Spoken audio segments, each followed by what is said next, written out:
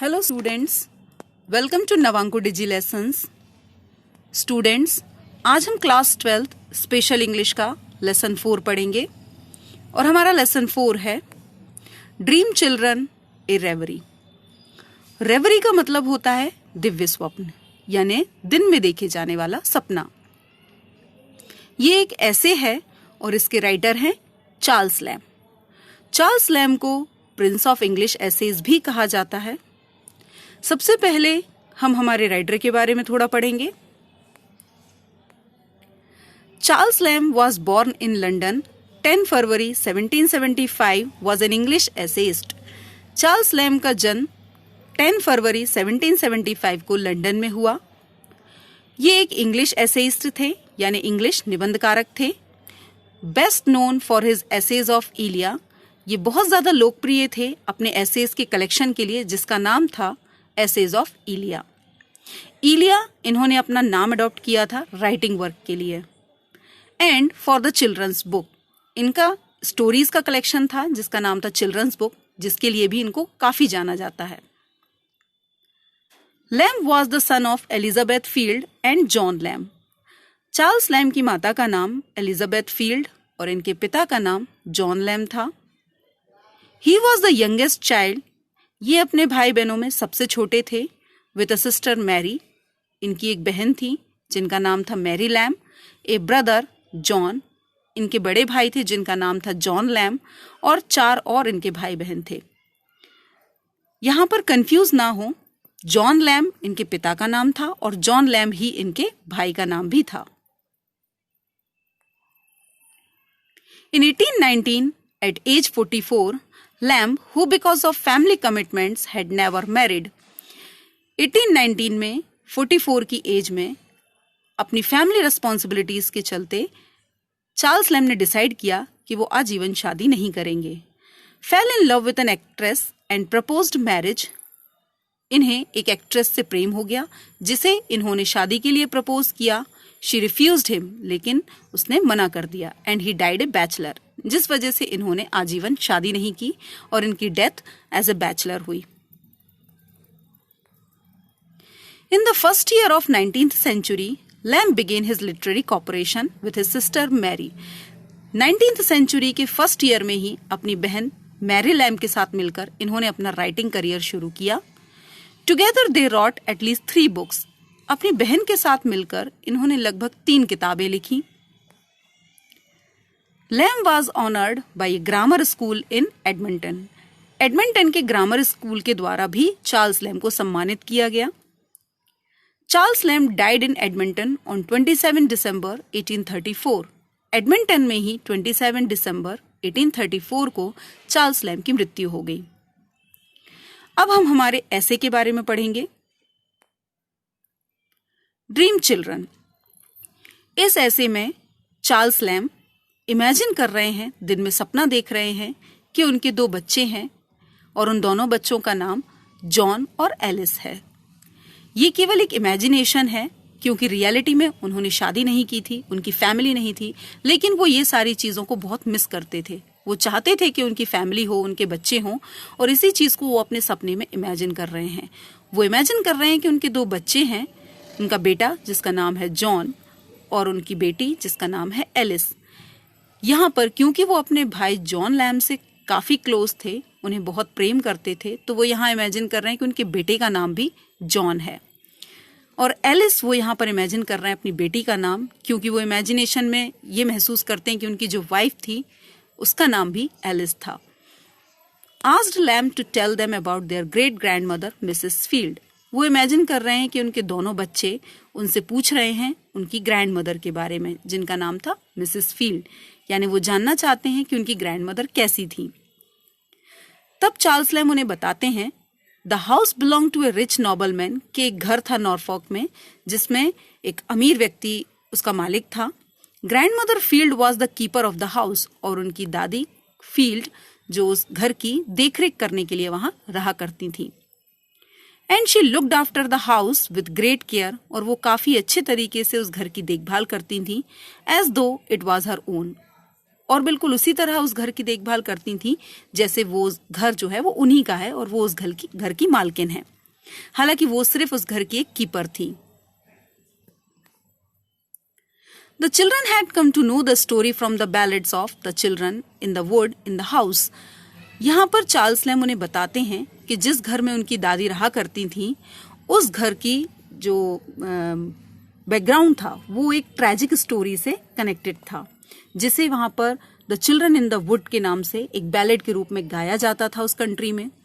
तो वही कहानी वो अपने बच्चों को भी सुनाते हैं कि ये एक बैलेड, एक गाथा गीत है the children in the wood, जिसमें बताया जाता है कि वो जो घर था जिसमें उनकी दादी रहा करती थी वो पहले जिसका था उस मालिक ने अपने 2 नवजात बच्चों के नाम अपनी सारी प्रॉपर्टी कर दी और उनके केयर टेकर के रूप में उनके अंकल को उन दोनों बच्चों को सौंप दिया।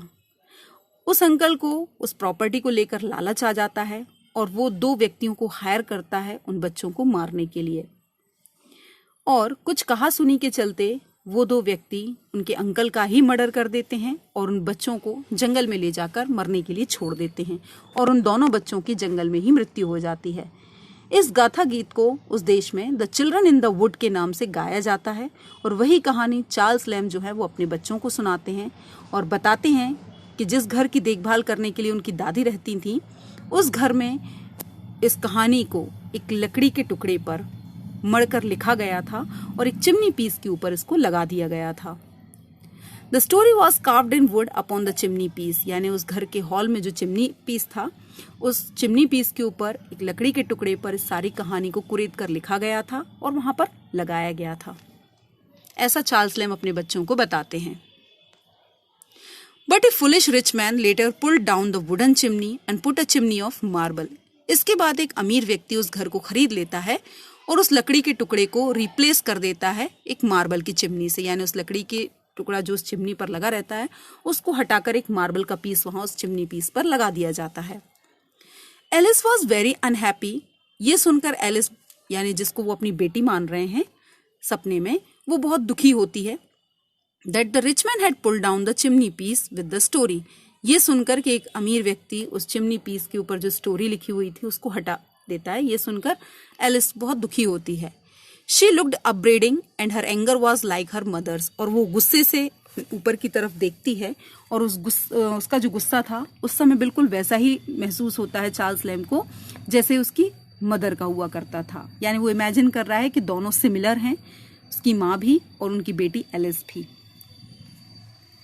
When the house came to decay later, बाद में जब वो मकान पूरी तरह से ध्वस्त हो गया, after the death of Mrs field, जब मिसेस फील्ड जो उस घर की केयर टेकर थी उनकी डेथ के बाद जब वो मकान पूरी तरह से ध्वस्त हो गया, the noble man carried away the ornaments of the house and use them in his new house. तो वो व्यक्ति जो उस घर का मालिक था वो उस घर के सारे सामान को ले जाकर अपने नए घर में शिफ्ट कर देता है। The ornaments of the old house looked very awkward in the new house. और वो सारे ऑर्नामेंट्स जो पुराने घर के थे नए घर में बहुत ही बेढंगे और अजीब दिखाई दे रहे थे। Things looked beautiful only if they are in the harmony with surroundings. क्योंकि चीजें खूबसूरत तभी लगती हैं जब उनका तालमेल अपने आसपास के बैकग्राउंड से मिलता हो। इसलिए नए घर में जो पुरानी चीजें थी वो बहुत ही बेढंगी लग रही थी।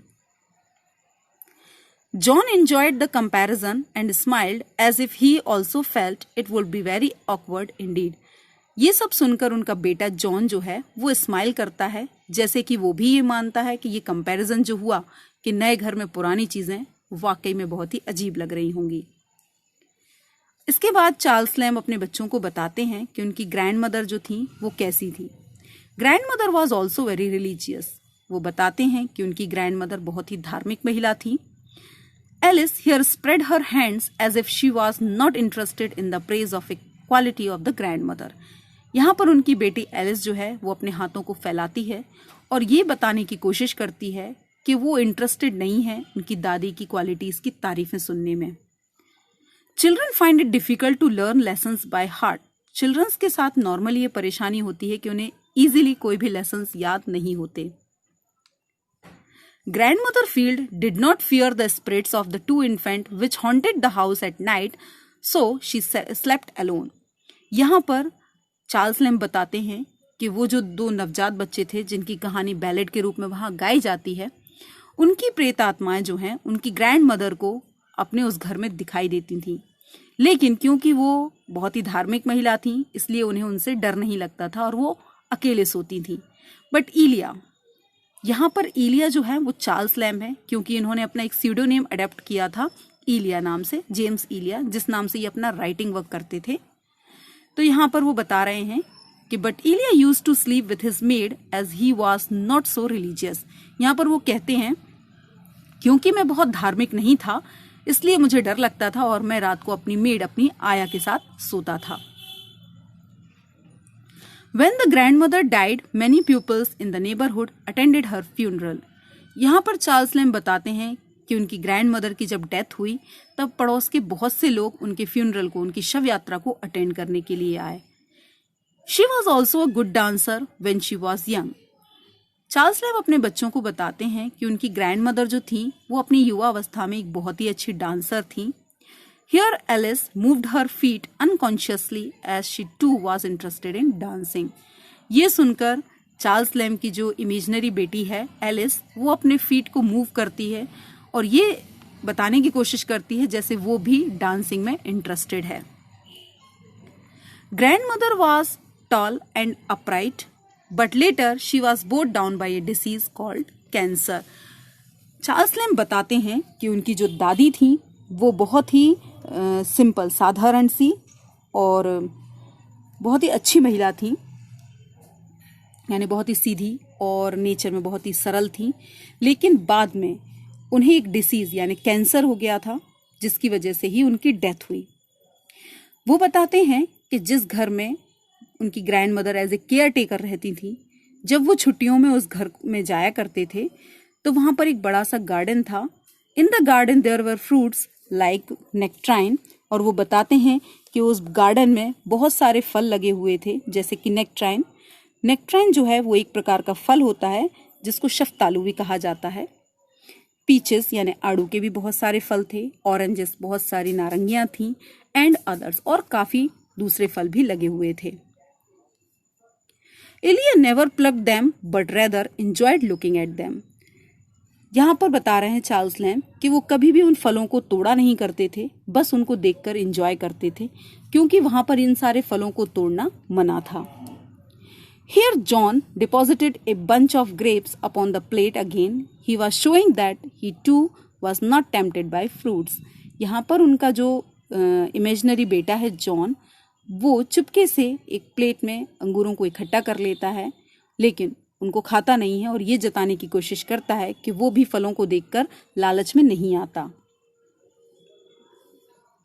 From all the grandchildren, grandmother Field loved John the most. यहाँ पर चार्ल्स लैम्ब बताते हैं अपने बच्चों को कि उनकी जो दादी थी वो अपने सभी ग्रैंड चिल्ड्रंस में से उनके जो अंकल थे यानी चार्ल्स लैम्ब के बड़े भाई जॉन, उनको बहुत प्रेम करती थी। John was lively and spirited. यहाँ पर वो बताते हैं कि उनके जो अंकल थे जॉन लैम्ब, वो हमेशा ही बहुत ही सजीव और बहुत ही जोशीले हुआ करते थे।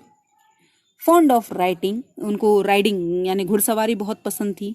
हंटिंग, शिकार करना बहुत पसंद था। एंड आउटडोर एक्टिविटीज, और वो हमेशा बाहर की सारी एक्टिविटीज में इंटरेस्टेड रहते थे। यहाँ पर चार्ल्स लैम्ब जो हैं वो जब छुट्टियों में जाते थे तो अपना अधिकांश समय उस घर में घूमते हुए, उस गार्डन में घूमते हुए अपना टाइम स्पेंड करते थे, जबकि उनके जो बड़े भाई थे जॉन, वो हमेशा अधिकांश घर से बाहर रहा करते थे, आउटडोर एक्टिविटीज में इंटरेस्टेड रहते थे, घुड़सवारी के लिए जाया करते थे, हंटिंग के लिए जाया करते थे। He used to take James Elia upon his back out for outings as James Elia was lame-footed. यहाँ पर वो बताते हैं अपने बच्चों को कि बचपन में जेम्स इलिया यानी चार्ल्स लैम्ब, उनका पैर जो है वो खराब हो गया था, किसी वजह से उनके पैरों में काफी दर्द रहता था। तो वो बताते हैं कि उनके जो बड़े भाई थे वो उन्हें अपने कंधों पर उठाते थे और उन्हें आउटिंग्स के लिए ले जाया करते थे। But James was very sorry for it. लेकिन अब जेम्स को यानी चार्ल्स लैम्ब को उस बारे में सोचकर काफी दुख होता है, वो बहुत सॉरी फील करते हैं। John died later and James missed him much, क्योंकि बाद में उनके बड़े भाई जॉन लैम्ब की डेथ बहुत ही दर्दनाक तरीके से हुई। उनके एक पैर में कुछ खराबी आ गई थी, जिसकी वजह से डॉक्टर्स को उनका एक पैर निकालना पड़ा, जिसकी वजह से बाकी के जीवन में वो बहुत ही दुखी रहे, बहुत ही कष्ट झेलते हुए, और दर्दनाक तरीके से उनकी डेथ हो गई। और जब चार्ल्स लैम्ब अपने भाई को याद करते हैं तो वो बहुत ही सॉरी फील करते हैं कि वो अपने भाई के लिए कुछ नहीं कर सके, और उन्हें बहुत याद करते हैं। The children begin to cry at the sad turn of events. कहानी में जब ये सैड टर्न आता है, यानी जब चार्ल्स लैम्ब अपने बच्चों को ये दुख भरी बात बताते हैं उनके अंकल के बारे में, तो बच्चे रोना शुरू कर देते हैं। They asked him to continue the story of uncle John. वो अपने पिता से कहते हैं, यानी चार्ल्स लैम्ब से कहते हैं कि वो अपने अंकल की स्टोरी को कंटिन्यू करें, but to tell them about their dead mother. लेकिन वो उन्हें उनकी मरी हुई माँ के बारे में भी बताएं, यानी कि उनकी माँ जिसका नाम चार्ल्स लैम्ब के अकॉर्डिंग एलिस है, और उनकी बेटी का नाम भी एलिस है। तो वो बोलते हैं कि उन्हें उनकी माँ के बारे में भी बताएं। The father began to tell them how he had courted their mother. यहाँ पे जो चार्ल्स लैम्ब हैं वो बताते हैं कि किस तरह से उन्होंने उनकी माँ को मनाने की कोशिश की। एलिस फॉर 7 years, लगभग 7 साल तक वो उनकी माँ को मनाते रहे शादी के लिए, ऐसा वो अपने बच्चों को बता रहे हैं। He was at time hopeful of winning her and at times in despair। वो कहते हैं उन 7 साल में कई बार ऐसे टाइम आए जब वो इस उम्मीद में थे कि वो जीत जाएंगे, यानी कि एलिस जो है वो उनके प्रपोजल को एक्सेप्ट कर लेगी, और कई बार उनका समय निराशाजनक भी होता था, यानी उनको लगता था हो सकता है प्रपोजल एक्सेप्ट ना भी करे। He explained to them what coyness, difficulty and denial mean in an unmarried lady। यहाँ पर वो अपने बच्चों को बताते हैं कि जो अनमैरिड लेडीज होती हैं उनमें कितनी कॉइनेस मतलब होता है नखरेबाजी होती है, उनको मनाने में कितनी डिफिकल्टी आती है, और किस तरह से वो हमारे प्रपोजल्स को डिनाइल यानी मना कर देती हैं, नकार देती हैं। When the father looked at Alice, कहानी सुनाते हुए जब चार्ल्स लैम्ब अपनी बेटी एलिस की तरफ देखते हैं, she looked at that time very much like her mother. तो वो सोचते हैं कि इस समय उनकी बेटी एलिस जो है वो काफी हद तक अपनी माँ की तरह दिखाई दे रही है। Thereafter the children began to grow fainter. फिर धीरे धीरे उनके जो बच्चे हैं वो उनकी आंखों से ओझल होने लगते हैं, धुंधले दिखाई देने लगते हैं। They began to go away further and further, और वो उनसे दूर और दूर जाने लगते हैं। Till the father could hardly see them, और इतने दूर जाते हैं, जब तक दूर जाते रहते हैं जब तक कि वो उनके पिता की आंखों से पूरी तरह से ओझल नहीं हो जाते। फ्रॉम अ ग्रेट डिस्टेंस, काफी दूर जाने के बाद, दे सीम टू से, वो अपने पिता से कहते हैं that they were not children of Alice nor of him. वो अपने पिता यानी चार्ल्स लैम्ब को बताते हैं कि वो उनके बच्चे नहीं हैं, ना ही वो एलिस के बच्चे हैं। They were not children at all, वो कहते हैं कि वो तो बच्चे ही नहीं हैं। They were only what might have been, वो सिर्फ वही हैं जो हो सकते थे, यानी कि वो ये बताते हैं कि हम वास्तविकता में आपके बच्चे नहीं हैं, लेकिन अगर आपकी शादी एलिस से हुई होती तो शायद हम वास्तविकता में आपके बच्चे होते। When he woke up, he found himself in an armed chair। जब चार्ल्स लैम्ब की नींद खुलती है तो वो अपने आप को एक आर्म चेयर पर बैठा हुआ पाते हैं। He had fallen asleep, जिस पर बैठे हुए उनकी नींद लग गई थी, and he had been dreaming, और वो दिन में सपना देखने लगे थे। जेम्स इलिया had vanished, और वो इमेजिन करते हैं कि जेम्स इलिया जो है वो अब खत्म हो चुका है, यानी वो जा चुका है, यानी उसका सपना टूट चुका है, और जो होना था वो वास्तविकता में नहीं है। On the chair was only Charles lamb, और कुर्सी पर केवल चार्ल्स लैम्ब बैठा हुआ है, उसके आसपास कोई नहीं है, और उसके अंदर का जो जेम्स इलिया है वो भी अब वैनिश्ड हो चुका है, यानी गायब हो चुका है। आई होप स्टूडेंट्स आपको ये ऐसे समझ में आया होगा। Thank you.